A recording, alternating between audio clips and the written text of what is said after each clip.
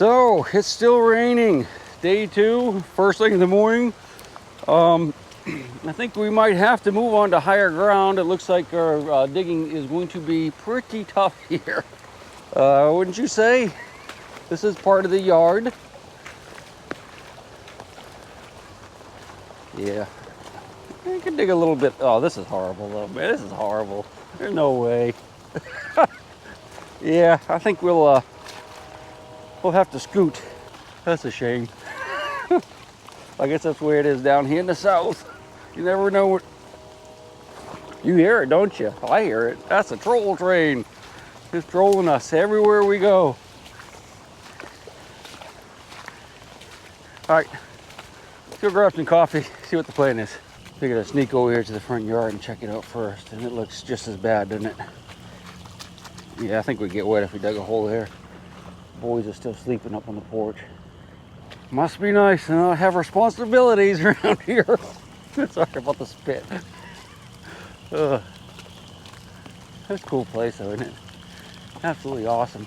This is a sugar kettle. I don't know if you've ever seen it. Well, let me show you this first. This is a plow. This is a very small one. It's about the size for a single doggo. And over here is what they call a sugar kettle with bottles in it. That's to catch the spirits. Yeah, that's what they would boil sugar cane down into. From brown sugar and the waste product from that, they would make rum. We like rum. Listen. That's the yard too. It's not a pond right there. Let's see if we can find one. Come here, little buddy.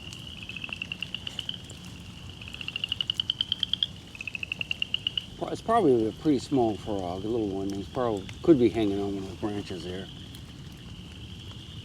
I guess we'll never know because I'll never see him. So once the boys wake up, I'll confer with them, see what we're going to do. In the meantime, we'll just walk around in the wet. It's kind of a rainy morning, and we're waiting for the property to dry out. So we thought we'd pop over here onto the levee and see if we can find some treasure in the dirt right here. You never know. Some artificial clouds being made over there. So where's the city? On the other side of the point. The river's flooded right now a little bit, right? Yes. Up a little, you can see it's kind of coming up in the grass, and yes. That looks higher. Usually, that's higher now than like where the yards are. Oh, absolutely. Already, so this is why the levee's here. Probably 5 or 6 foot up. Yeah. This is usually a battery, which is beach and French, and there's land here, so the river comes up. So when the river is actually lower, you can walk out a little bit. You can walk out and cool. explore and get driftwood. So here's what we're gonna do. This Army Corps of Engineer can't metal detect it, but we can look with our eyes. So we're gonna jump down, just walk along, see if we can find some Civil War mini balls or anything else. It's very muddy. We're just gonna walk along here. You can see there's lots of shells and stuff. And there could be anything in here. There could be buttons, coins, arrowheads, tomahawks, cannonballs. I'm not seeing any pottery or glass or anything like that. So this stuff could have come from deep underground many years ago. Not really see anything. Oh, that's a piece of wood or something there. That's interesting. That could be, that could be old. You can see the different layers, how where they laid down the dirt and spread it out. You get like layer, layer, layer, layer. Now those layers aren't very old, but that's kind of what we look for when we're out here digging. We look for those layers. That would be the 60s. That layer would definitely be the 60s. Really? Yes, because that's they had to stop getting it. There was no way to get the shells after the 60s. Oh yeah, because you said they made them stop. Yes.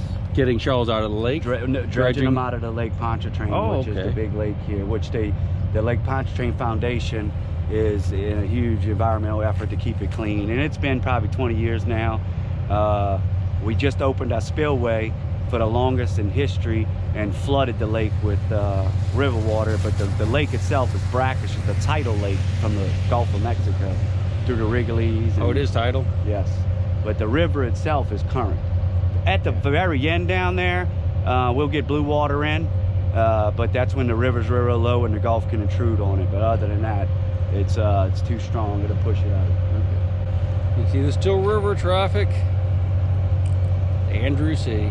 So you got a little piece of brick right here. So we are into a layer where we might be able to find some stuff.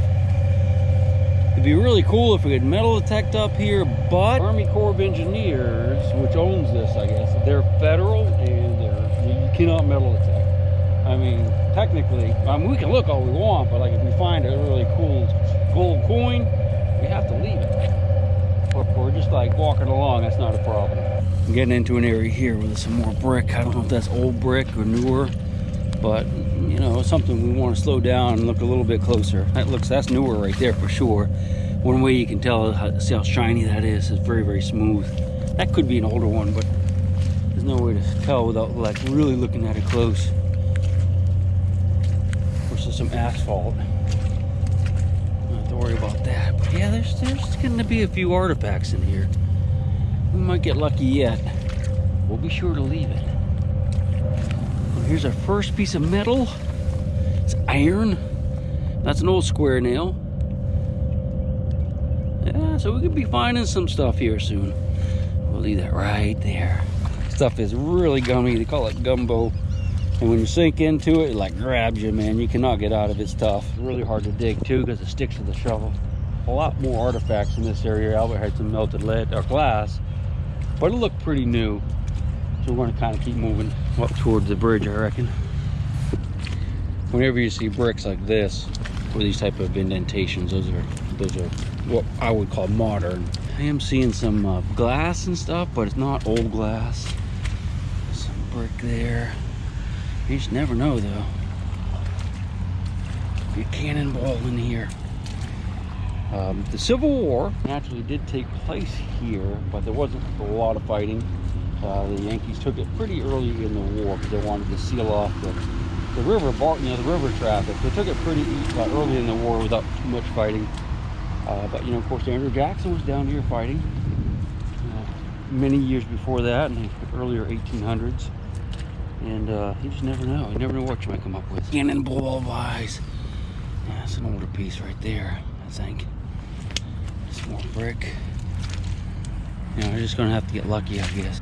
And just hope we get into a layer where they dug out a privy or plantation foundation or something to fill.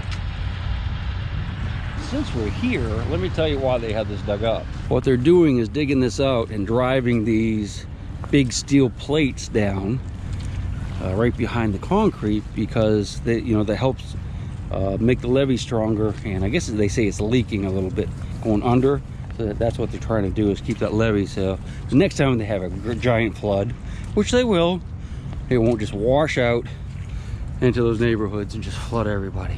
Gonna happen eventually, but they might be able to put it off another 20 or 50 years.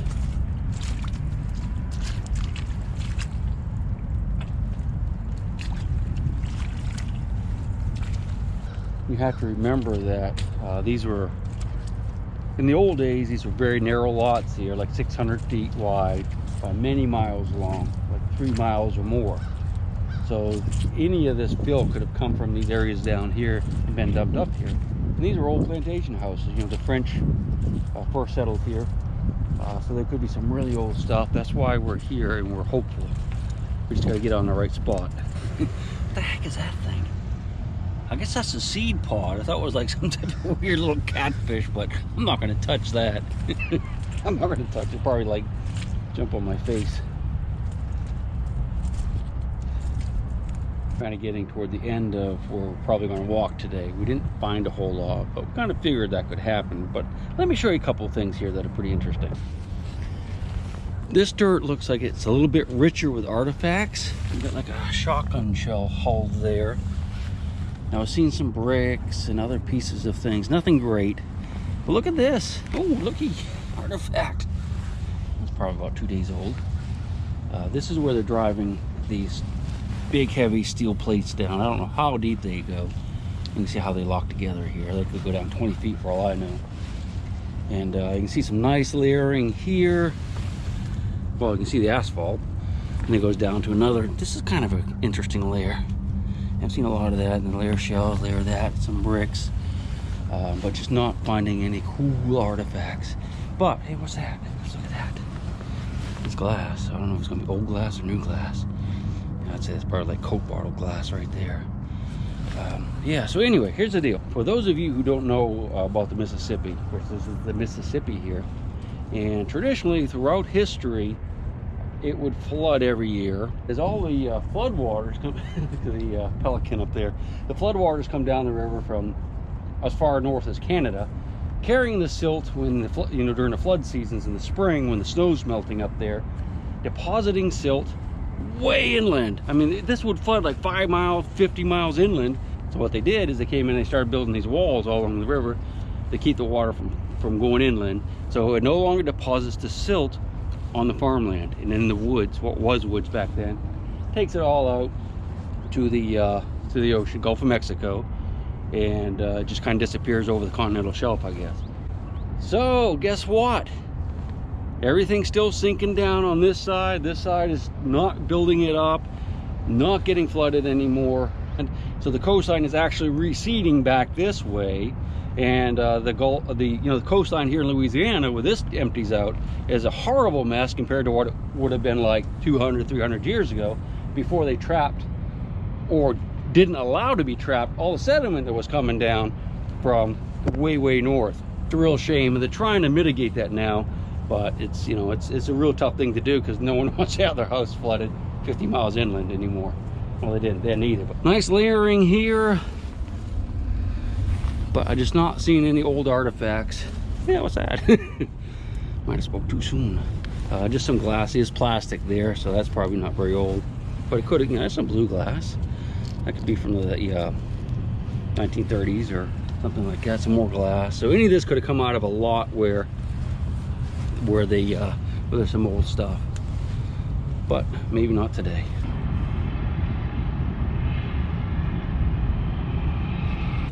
Some bone or something right here. Could be human. That's actually gigantic, isn't it? I don't think that's human. Thought I'd pop down here to the waterfront and just kind of look around, and some of the stuff gets washed up. Apparently, you can find some pretty cool things occasionally. Of course, everything ends up in the river, it seems. Oh, bottle full of water, look at that. And just washes on down. Kind of like a poor man's beach combing, huh? Look at that. Oh, here comes a wave from the tugboat.